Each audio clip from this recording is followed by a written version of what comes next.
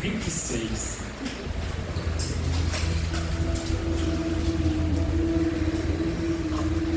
Mateus 26, a partir do versículo 69. Todo mundo com Bíblia na mão, criança com Bíblia na mão, os jovens com Bíblia na mão. Também está todo mundo com a Bíblia na mão, que não precisa cantar aquela musiquinha.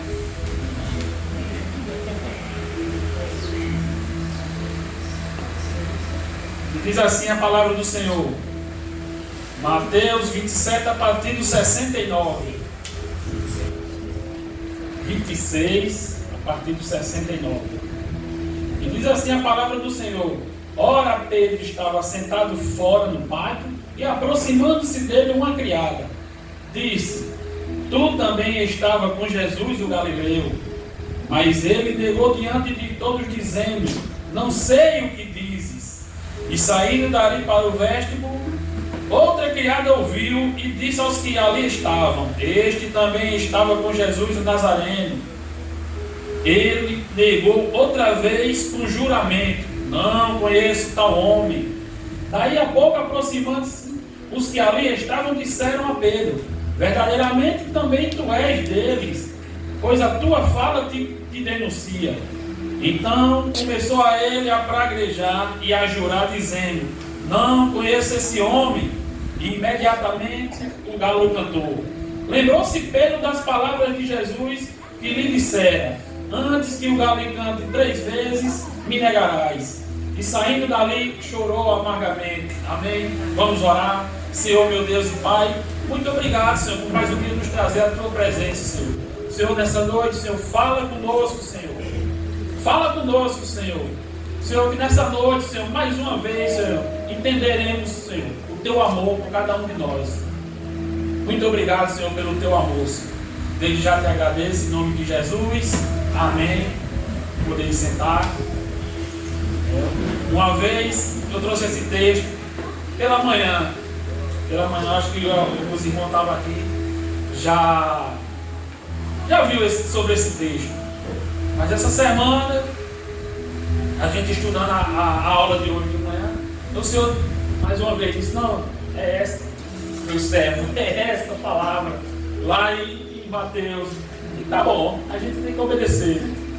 Em 1 Coríntios 10, 12 diz: Aquele, pois, cuide estar em pé, olhe e não caia. É para ter cuidado, para ficar de pé. Não é ainda tem uma oportunidade de cair. Aqui está dizendo: cuidado, meu amigo, não caia. Porque, né, todo aqui nós temos essa história, né? Somos evangelizados vários e vários anos. Jesus várias e várias vezes bate na nossa porta: Eu estou aqui, eu te amo, vem para perto de mim. Então nós vamos sendo evangelizados, e um dia a gente aceita os convites e começa a vir para a igreja. Isso aqui todo mundo passou por isso. A gente vem para a igreja, vem, visita, até que um dia aquela palavra toca no seu coração, você levanta a mão, aceita Jesus, começa a vir para a igreja, e aquela coisa toda, aquele brota o amor, né, aquele primeiro amor, a gente vem, aí a gente é batizado, todo mundo é batizado, e a gente começa a ver as maravilhas do Senhor.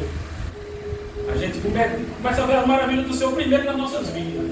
A gente vai ver aquela mudança gradativamente. Vamos deixando os pecados, deixando os maus costumes. E vamos vendo as glórias do Senhor, né? A gente vai vendo os milagres na vida dos outros. Eu não me esqueço mais nunca do milagre da vida da filha de Carol, de Simone. O câncer tomou o rins dela. Numa semana ela estava fazendo a cirurgia e o Senhor curou aquela menina. Para mim ali, olha, foi maravilhoso. A gente veio, a gente está caminhando com Deus agora, caminhando com Jesus. Da mesma forma que Pedro caminhava com Jesus, via tudo, essas maravilhas. E então, aqui chega um ponto que Pedro errava, Pedro era impulsivo, como todos nós. Mas só que Pedro, como eu leio aqui no texto, né, negou o Senhor. E o crente da mesma forma, né? Achamos que somos importantes demais, damos opiniões demais, falamos demais.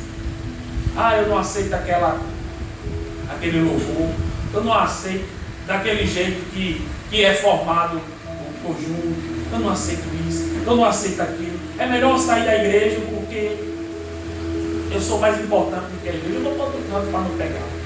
Então começa a negação. E todo mundo com a Bíblia aberta, nós vamos ver esses estágios. Eu espero que ninguém esteja numa situação dessa, numa fase dessa. 69 e 70, os versículos 69 e 70. Ora, Pedro estava sentado fora no pátio e aproximando-se dele uma criada disse: tu também estava com Jesus do Galileia. Mas Pedro aqui negou diante de todos. Não sei o que está dizendo, guria velha. Pedro estava no momento da prisão, viu toda aquela confusão, viu a prisão, viu aquele espancamento, e devido ao tumulto, acho que ninguém notou que Pedro estava ali, só olhando. Mas essa garotinha, né, que diz quando é criada, é uma jovem, essa garotinha viu Pedro ali, naquele meio. Aí a menina disse: ei, você está com Jesus, eu lhe conheço. Aí Pedro tirou de doido aqui, faz que não viu. Não, guria velho, não sei de nada não, você está ficando doido. Mas veja só, né, isso aqui são os primeiros passos de negação do crente a Jesus. Vê aí o que fala, né, o que denigre o cristianismo, denigre os crentes. A gente até ouve falando sobre nossos pastores, e a gente faz o quê?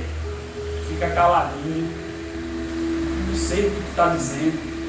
Estão metendo, esculhambando com o conjunto, esculhambando com a igreja do doutrina primitiva, e a gente faz o quê? Não sei o que é que vocês estão falando, eu não estou ouvindo sobre isso. Mas essa menininha viu, né? Ela disse: não. Pedro disse: não, eu não sei o que é que você está vendo. Essa menina não poderia fazer nada, era apenas uma criada. Ela não podia provar nada, mas mesmo assim, ele negou. E Pedro caiu num pecado perigoso, viu? Jesus estava orando pelos discípulos. No capítulo 10, versículo 33, Jesus disse: mas qualquer que me negar diante dos homens, eu o negarei também diante do meu Pai que está no céu. Pecado perigoso que Pedro caiu aqui. Pedro tinha ouvido isso da própria boca de Jesus, e mesmo assim ele negou Jesus. Olha, se Pedro tivesse morrido aqui, Jesus ia negar ele na frente de Deus. Mas um abismo chama outro abismo. A gente começa a ouvir, não faz nada e vai piorando. Versículos 71 e 72. E saindo para o vestíbulo, outra criada viu e disse aos que ali estavam: este também estava com Jesus o Nazareno. E ele negou outra vez com juramento: eu não conheço esse homem. O processo vai aumentando, o abismo chama outro abismo. Agora Pedro jurou falsamente que não conhece Jesus. Foi ficando cada vez pior, né? Outra mulher viu ele: Pedro, você andava com Jesus, eu lhe vi com Jesus. Aí Pedro cai mais um pecado, outro pecado. Agora está nos 10 mandamentos que está lá em Êxodo 20:16. Não dirás falso testemunho contra o teu próximo. O que é que Pedro fez? Testemunhou falsamente contra quem? Contra Jesus. A gente pensa que a gente não somos observados, né? A gente se esquece da nuvem de testemunho que está sobre nossa vida. A gente se esquece disso. De repente somos fragados no pecado e alguém chega e diz: eita, você não é crente? Aí essa frase: você não é crente? Eu já lhe vi lá no doutrina primitiva, eu já lhe vi você no conjunto dos jovens. E você: é mesmo não. Não, o seu pastor, o pastor Tony e o pastor Geraldo. Eu conheço. Pastor Tony, pastor Geraldo, pastor Isaac. Os pastores tudo lá da igreja do doutrina primitiva. E você diz que não conhece. Eu fui só visitar lá. Eu não sei o que é isso não. Mas essas pessoas negam, diz que nunca foram crentes, faz a mesma coisa que Pedro estava fazendo aqui. Eu tenho certeza que tem gente que conhece pessoas desse jeito aqui, que diz que nunca foi daqui, que diz que nunca visitou a gente aqui, que diz que nunca estava aqui, e vai continuando e vai piorando. 73 e 74. Daí a pouco, aproximando-se, os que ali estavam disseram a Pedro: verdadeiramente tu és deles, pois tua fala te denuncia. E agora Pedro começou a praguejar e a jurar, dizendo: eu não conheço esse homem. Agora não é só uma criada, não é só uma menininha, agora são várias pessoas, né? Pedro poderia dizer, como muitos crentes dizem, né? Eita, um monte de fofoqueiro, fica olhando minha vida, fica investigando o meu WhatsApp, o meu Instagram, para falar o pastor. Isso é um monte de fofoqueiro. Mas Pedro aqui começa a amaldiçoar. Você conhece gente que amaldiçoou a sua igreja? Você conhece gente que amaldiçoou Jesus? E agora Pedro, porque praguejar significa amaldiçoar. E esse crente começa a falar mal da igreja, começa a falar mal dos pastores, começa a falar mal dos crentes. Certa vez a minha esposa foi fazer uma visita numa casa. O Senhor usou ela, porque ela, para ela entregar alguma coisa, só Deus usando ela fica toda vermelha, começa a suar. E o Senhor usou ela para entregar esse menino, né?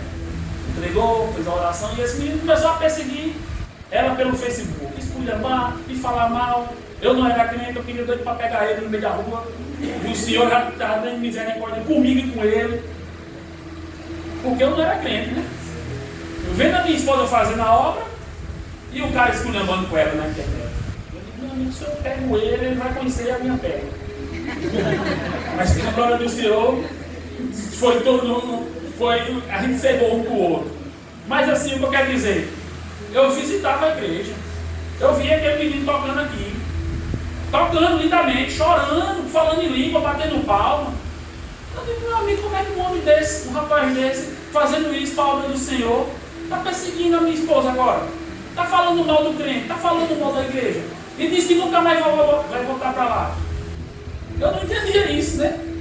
Eu digo: rapaz, ele lá, como é que a pessoa fala em línguas, diz que recebeu o Espírito Santo e agora está recebendo o Espírito do mal, perseguindo o crente, só porque recebeu uma palavra e não gostou? Isso é o erro de Pedro, isso é o erro que muitos da gente conhece gente que já fez isso, né? Eita Senhor, mas versículo 74 e 75. Imediatamente o galo cantou. Lembrou-se Pedro das palavras que lhe dissera, que Jesus disse, né? Antes que o galo cante 3 vezes, me negarás.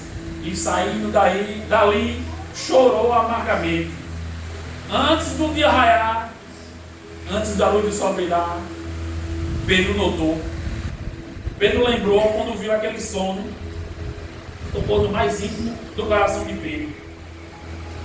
Tocou no mais íntimo, ele se lembrou e disse: meu Deus, eu fiz isso com o meu Senhor. Eu fiz isso com aquele que eu falei que eu amava ele, que eu ia morrer por ele. Eu fiz isso. Sabe o que é que significa esse som? É o canto de denúncia. Pedro, você me negou. Pedro, você virou as costas contra mim, Pedro. Você mentiu. Você testemunhou falsamente. Você me amaldiçoou, Pedro. Você desceu o mais baixo que poderia ir. E essa noite o Senhor está dando esse som mais novamente, como denúncia. Se você está pensando em desistir, antes de o ano acabar, já que está pensando em entregar o conjunto e não participar nada, lembre disso. Porque a partir desse momento, lá no versículo do Lucas 22, 61, veja só esse momento. E virando-se o Senhor, olhou para Pedro. E Pedro, assim que olhou nos olhos de Jesus, lembrou da palavra dele, né? Que ele havia dito: antes que o galo cante, você me negará 3 vezes. Né? Não foi só o canto do galo, né? Mas esse momento aqui, a gente não está nem lá. Mas a gente vê a atenção, né? O sofrimento do Senhor, vendo o seu servo, dizendo que não conhece, que está amaldiçoando ele. Agora Jesus ia iniciar o pior momento da sentença. Aqui vai fazer sentido o que está escrito em Lucas 22, 44. E Jesus, posto em agonia, orava mais intensamente. E o seu suor tornou-se em grandes gotas de sangue que corria até o chão. Isso é matridose. Isso é um abatimento moral, violento, um estresse tão terrível que seus poros explodem. E você sangra abundantemente. E o Senhor já estava sangrando lá no Getsemane, vendo os seus servos, os seus discípulos dormindo. E ele já estava, meu Deus, ele estava dizendo, o Senhor, meus servos já estão dormindo. E agora é que eu vou começar. Então, no Mateus, na outra página que vocês estão aí, na outra página, no capítulo 27, no 26.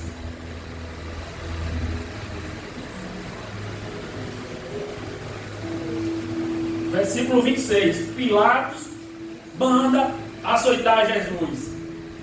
A televisão, as imagens, romantizam muito esse momento. Mas veja só, Pilatos manda açoitar Jesus. Pilatos manda açoitar. E é usado o flago romano. Poderia ser 2 e até 6 soldados romanos açoitando o condenado. Colocava de costa, encurvado, começava nas costas, depois ia para as pernas, depois ia para os braços, na barriga, 6 batendo numa pessoa. Esse flago romano sempre de corda ou de couro, ossos de carneiro, ponta de flecha, chumbo. Para cada vez que a pancada for, já arrancar carne, já arrancar pele, desfigurar totalmente o condenado.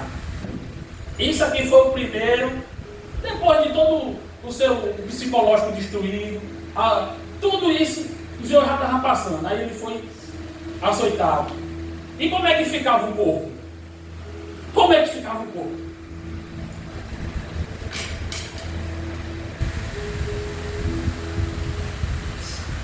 O corpo fica assim, ossos aparecendo. Tinha condenados que já morria, só com isso aí já estava morto. Só com isso aí ele era para ter morrido. Mas, para cumprir a palavra, no versículo 26, despiram Jesus, cobriram com a capa escalada. No versículo 29, colocaram uma coroa de espinhos sobre a sua cabeça. No versículo 30, cuspiram no seu rosto, bateram em sua cabeça. Tudo isso era zombando do nosso Senhor. Mateus 34, deram um vinho misturado com fel. O que significa? O condenado, quando escapava desse flagelo, tomava um vinho com fel, que era um tipo anestésico, para ele suportar o resto da sentença. Mas Jesus está aqui, não quis beber, porque o sacrifício por nós foi completo. Ele sofreu todas as dores.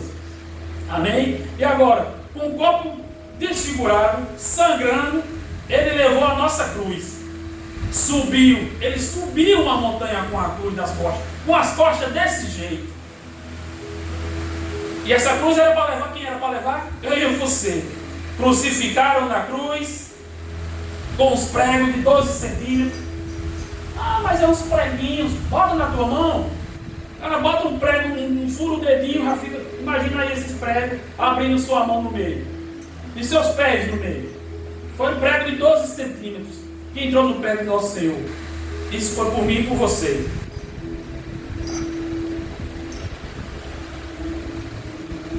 Continuando, Mateus 27, colocaram uma tábua sobre a cruz. A tábua sobre a cruz, que significa Jesus Nazareno, Rei dos Judeus. Está em latim, grego e aramaico. Mas olha qual é a acusação. Não é ladrão, não é mentiroso, não é traidor. É o Rei dos Judeus. Esse é nosso Deus.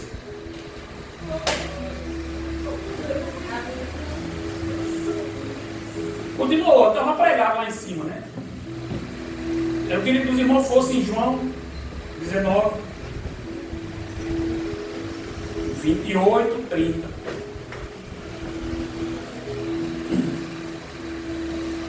Eu já falei uma vez sobre esse, que para mim é um dos piores.